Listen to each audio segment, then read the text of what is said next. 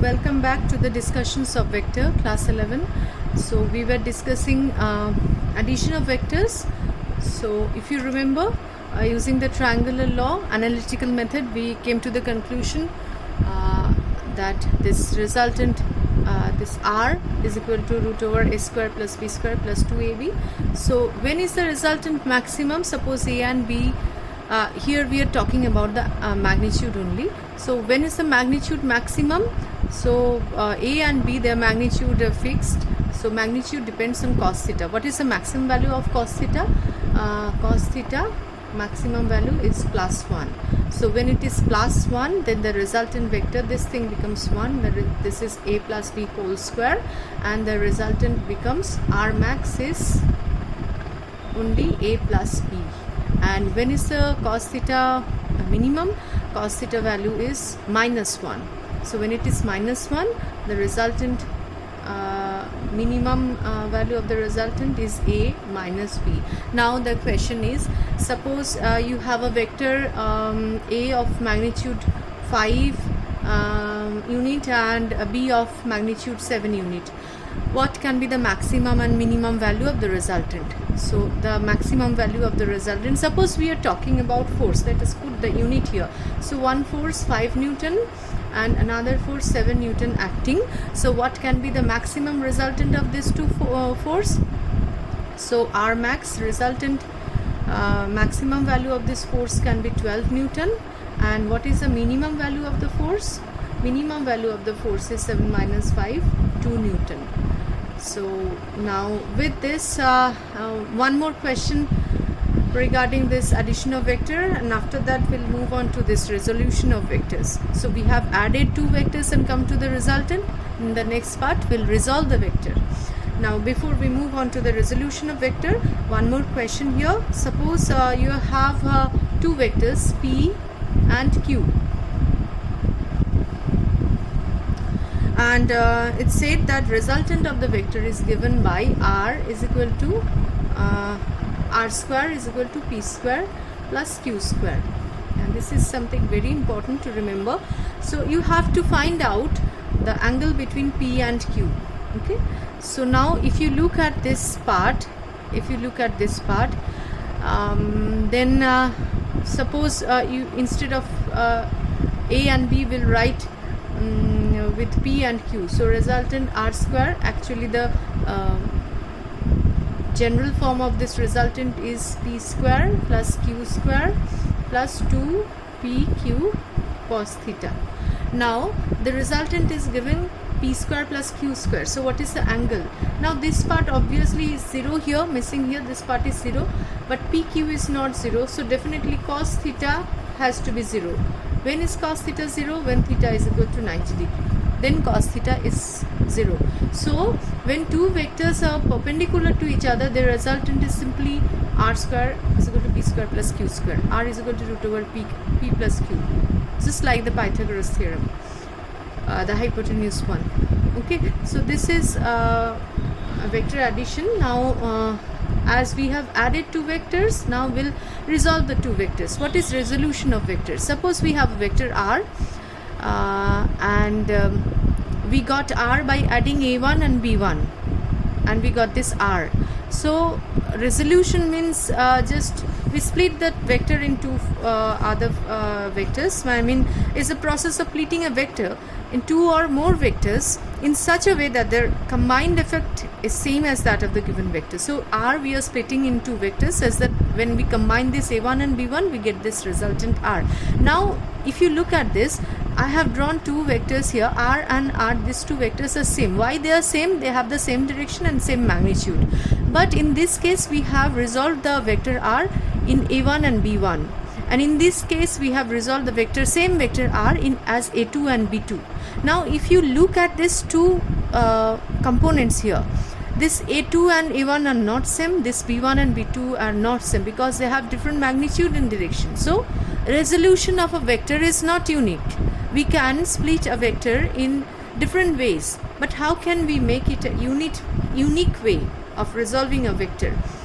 A vector can be resolved in a unique way if they are split along two mutually perpendicular direction. So if you ask a resultant vector as a vector to split into two mutually perpendicular direction, then this resolution will be unique. Now we will try to understand this, how to resolve a vector into two perpendicular components.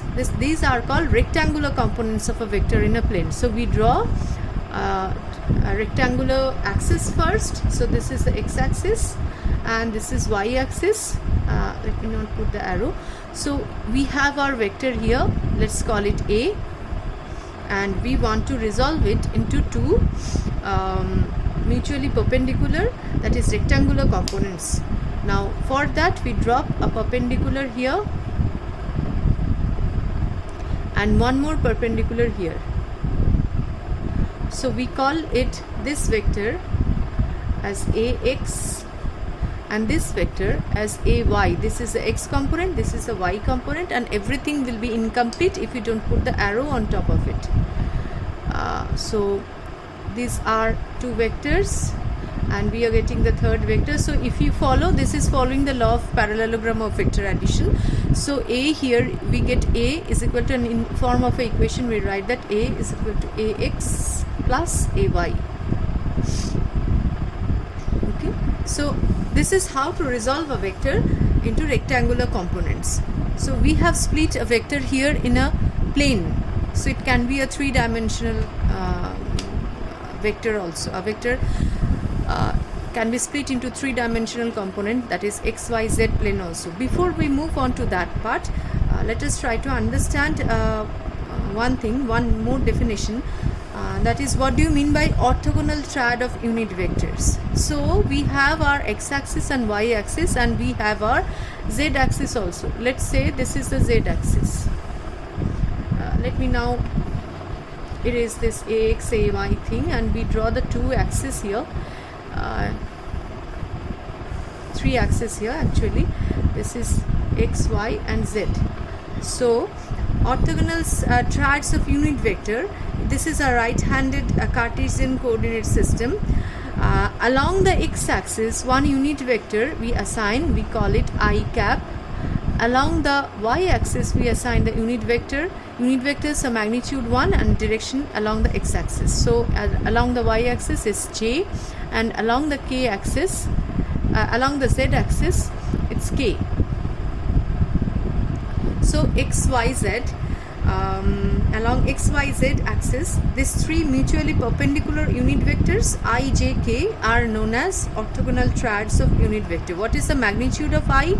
Mod I cap, I am writing I cap is equal to mod j cap is equal to mod k cap equal to 1.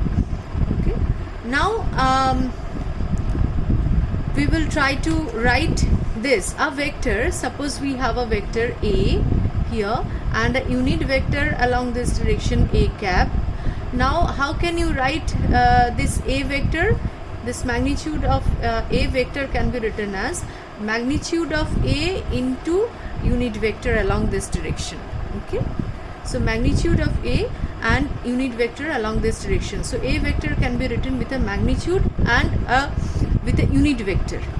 This is one way of writing vector. Now I'm retaining this one. I'll come back to this one later on. So now let me go back to this rectangular components of a vector. This is y-axis and this is x-axis, and we have our vector A. Now we know I, j, k are unit vectors along x, y, z axis. So A, we can write this as ax and this as ay. So we can write, this is the magnitude of vector ax and this is the magnitude of ay. So we can write vector A as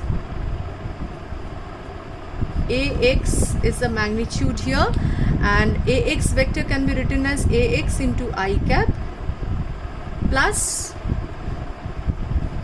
ay into j cap.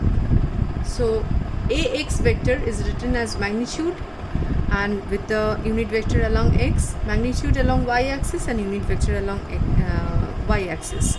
So this is one way of writing the vector A, and these are the components of vector.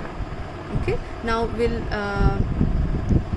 if the angle between this x-axis and A is alpha, then we can write that cos alpha. What is the value of cos alpha? Cos alpha is base, that is ax, by hypotenuse, that is the magnitude of A. And if the angle between this is beta, then cos beta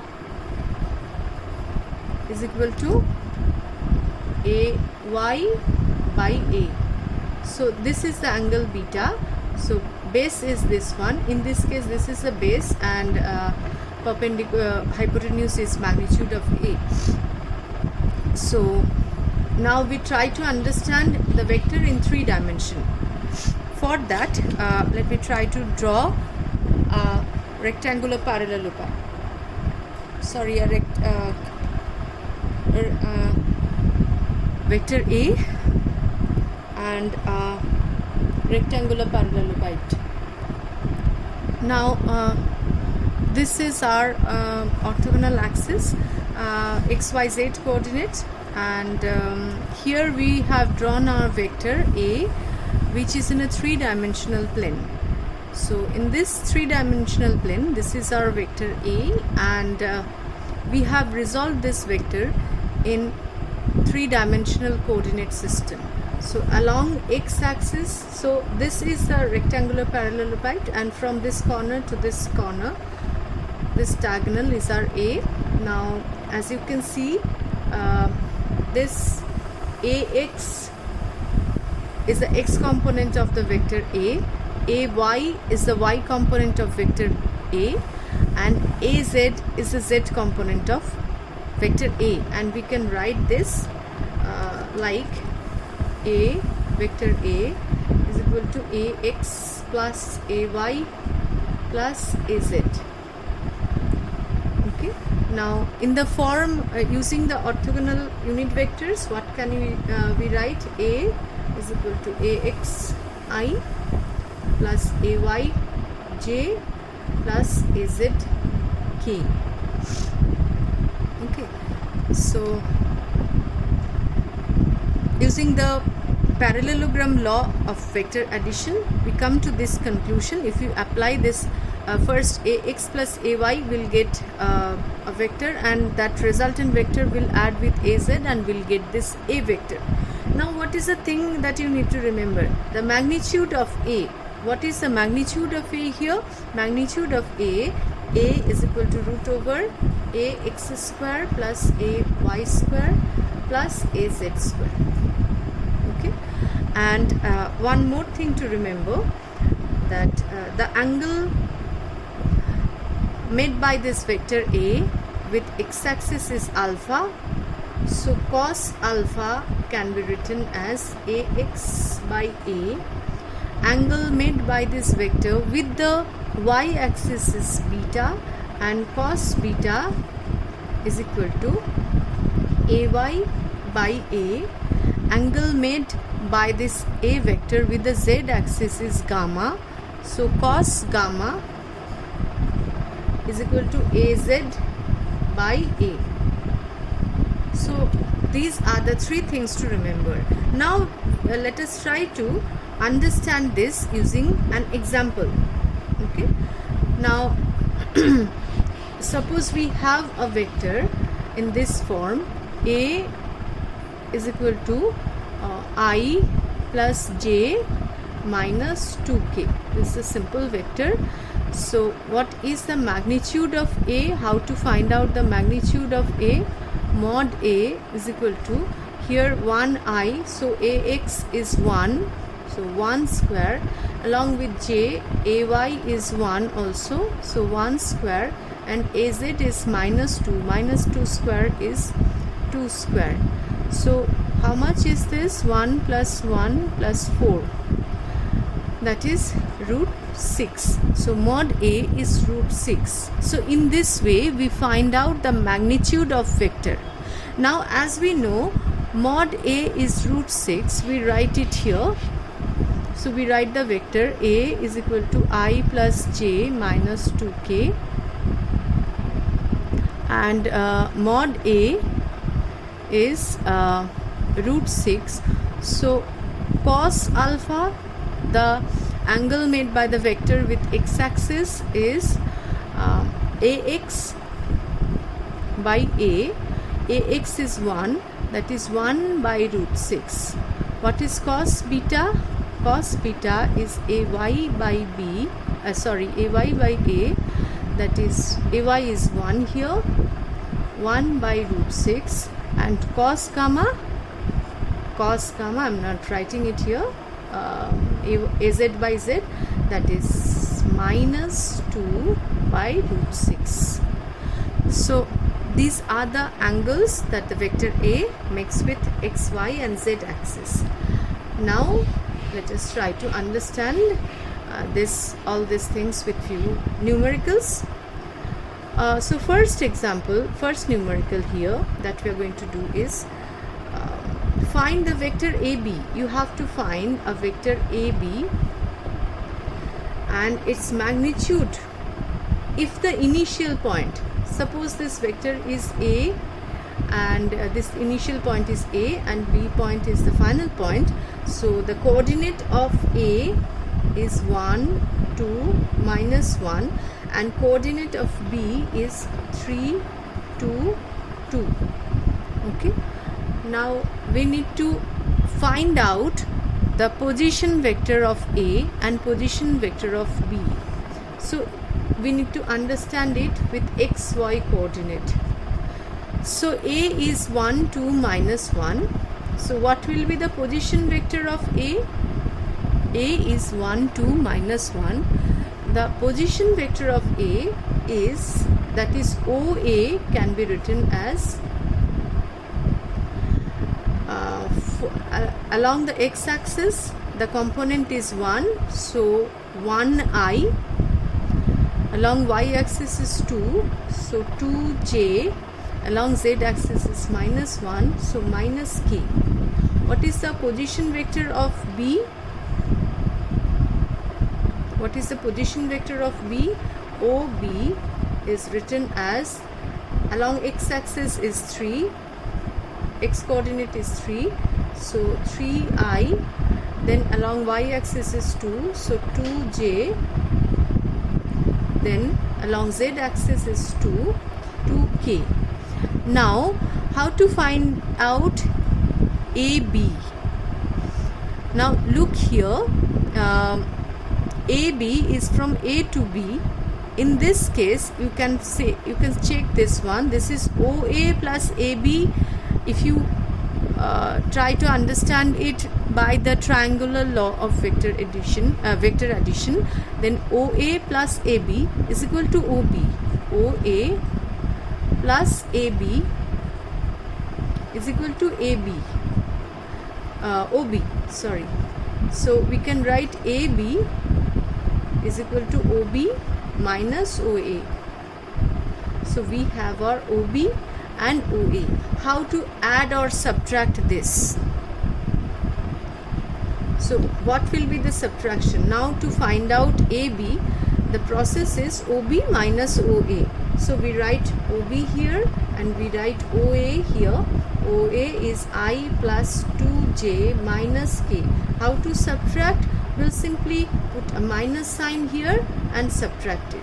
So OB minus OA is 3 minus I, that is 2i. This is 2 minus 2, that is 0, and this is 2 minus of minus k, that is plus 3k. Okay, so this is 2i. Don't forget to put the cap here. So this is 2i plus 3k.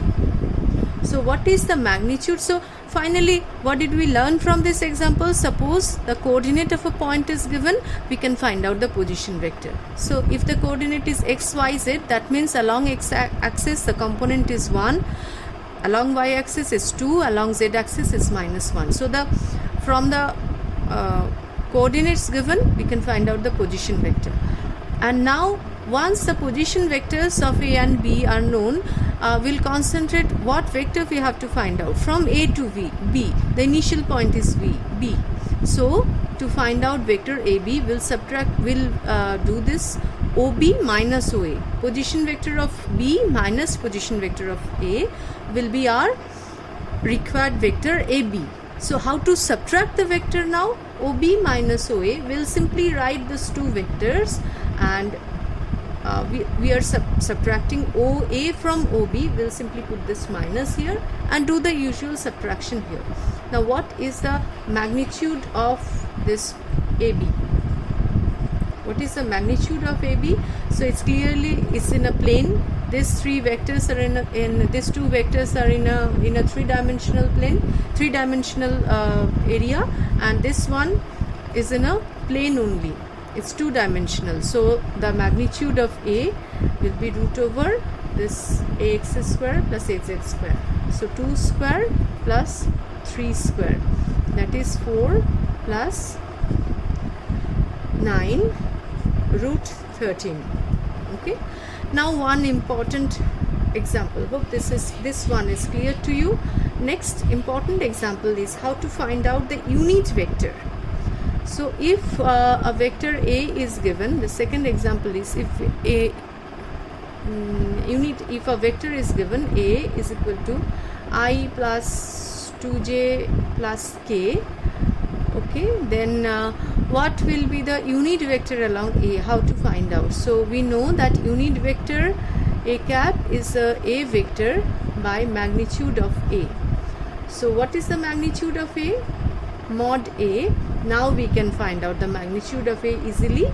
So it's 1 square plus 2 square plus 1 square. So it's 4 plus 1 plus 1, that's root 6 again. So what will be the unit vector along A? Unit vector will be, we write the vector I plus 2j plus k divided by root 6. So we'll write this individually, I by root 6, 2 by root 6j, k by root 6. This is the unit vector along the direction of A.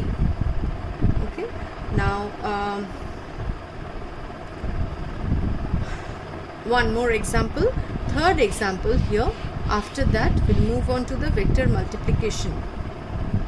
Third example here is, suppose A is 3i plus 4j and B is 7i plus 24j.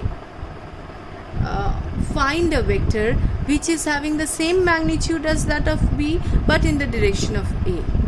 Which is having same magnitude of B but in the direction of A. For that we need to find out the magnitude of B first. What is the magnitude of B? Mod B. Even if I forget to put the arrow, you please don't forget to put the arrow, otherwise board will not give you marks. So B here is root over 7 square plus 24 square, and the resultant will be 25. Okay. Now we have to find a vector which is in the same direction as that of A, but the magnitude will be 25. So for that, the simplest way is to find out a unit vector along this direction. So it will give the direction and we'll multiply it with this number 25. So unit vector having magnitude 1 multiplied by 25, so it will be having a magnitude 25 similar to that of B. So for that, let us find out the unit vector along A. A cap is equal to A vector by A mod A, which is this one is having a mod A is you can clearly see from this 3 and 4, so mod A will be 5. So 3 by 5 I plus 4 by 5 j. Now this is the unit vector along A, and if you want to find out a vector which is having magnitude 25, so the required vector, let's say let us call it C, or we can write it magnitude of B into unit vector A is equal to 25 3 by 5 I plus 4 by 5 j. So we get it 15 I plus 20j. Okay, so that's all for now. In the next class we'll discuss the multiplication of two vectors. There are two types of vector multiplications. We'll discuss it in the next class. Thank you.